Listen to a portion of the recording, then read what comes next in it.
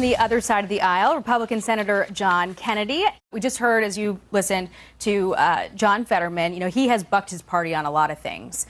And here's a glimpse, though, of what Democrats deal with when they go against their base. There's a heckler that went into a Jewish temple to spew obscenities at the leader of the Democratic House moderates for voting last week on the initial bill that funded ICE. Listen to this here. 9 people were killed by ICE this month, and you're throwing me out while I'm reading their names? How dare you?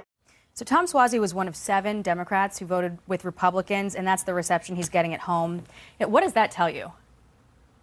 It tells me that the Karen wing, the loon wing, Bolshevik wing, whatever you want to call it, Jackie, is firmly in control of the Democratic Party. And whether we ever pass a bill, a budget for the Department of Homeland Security will require our Democratic leadership to embrace adulthood, because that's what this discussion is all about. It's not, as it should be, a discussion of the efficient use of taxpayer money and funding ICE and DHS. It's just the Karen wing of the Democratic Party wants to defund ICE. They believe in open borders. They also wanted to defund the cops, defund police. We know how that vampire movie turned out. Now they've moved on to defunding ICE. And the Democrats, the leadership anyway, not people like John Fetterman, but the Democrats are scared of them. Mm-hmm. Democrats are going to demand ICE reforms. We heard they call them reforms. They really ultimately want to defund ICE. That's what they want. And we did hear Senator Fetterman express some concern about their request to prohibit ICE agents from wearing masks. He's talking about the risks that agents face with doxing and violence to them. What kinds of reforms, changes, whatever you want to call them, what could you get behind? Well, I don't know. That's sort of an open-ended question.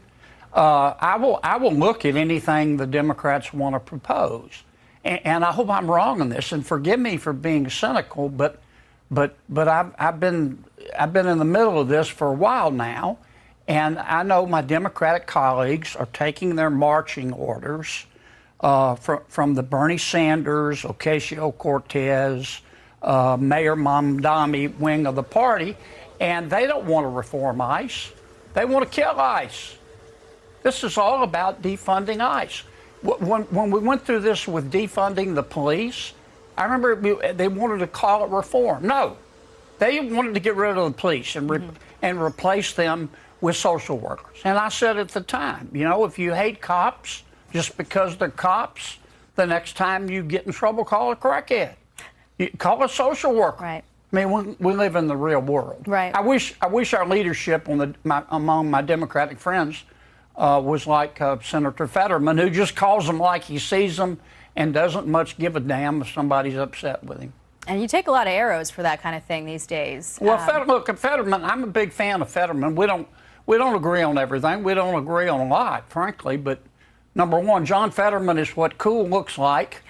And number two, part of that is because he dresses like Adam Sandler. There you go. But he's a good man. And that's coming from somebody who doesn't always agree with him, but I know he's in good faith.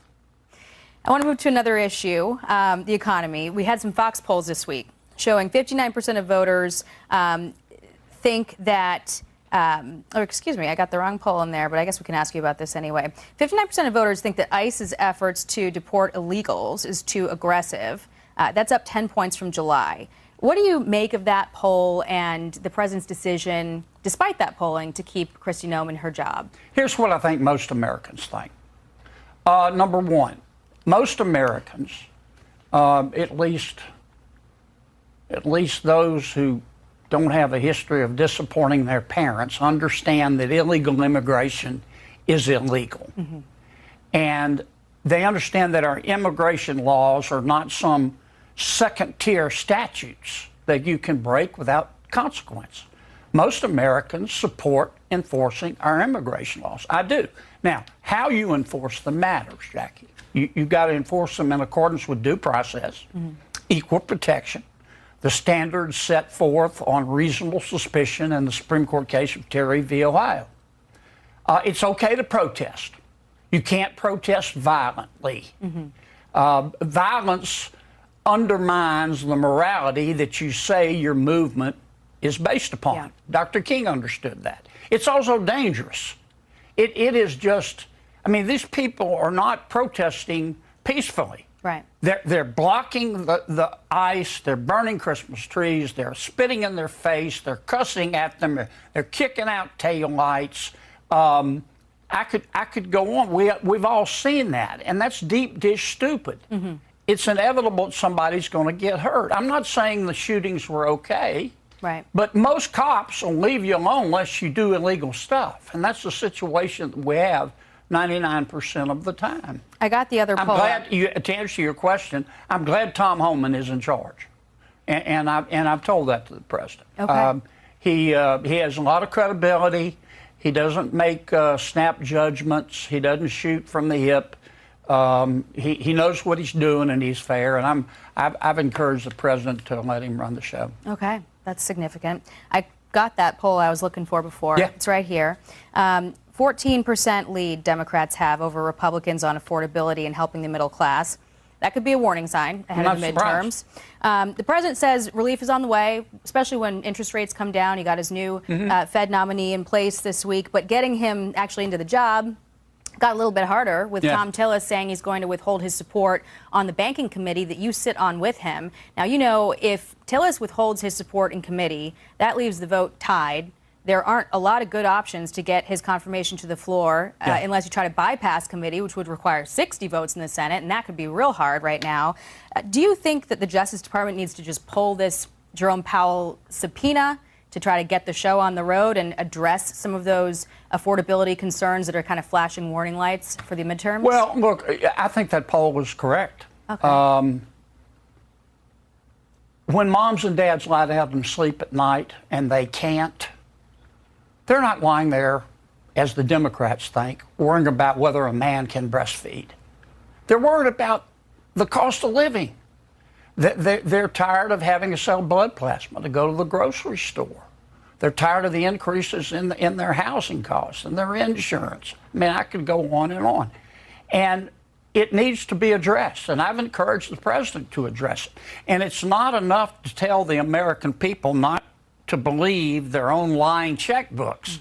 They know about their personal finances. Is the president responsible for the remaining inflation? No, he helped get inflation down from 9% to roughly 3%. But it's still not enough. And every waking hour in Congress, and I've told Senator Thune this, my good friend, should be spent on trying to figure out ways to increase wages and reduce prices. And we can do it. The single biggest issue, I know immigration is important, and Venezuela and Israel and all of that, but the single biggest issue on people's minds is cost of living. And in particular, housing, for example. Yeah. You know, go to California, a refrigerator box behind an Outback costs $500,000. I mean, Right. that's obscene. It's crazy. And it's almost as bad in other states. Yeah. Well, we really appreciate you putting it in plain speech. Thanks, Jackie. Thank you very much for your time, Senator. Hope to have you back again. I wish Always you'd great have me talking back. to you. I will.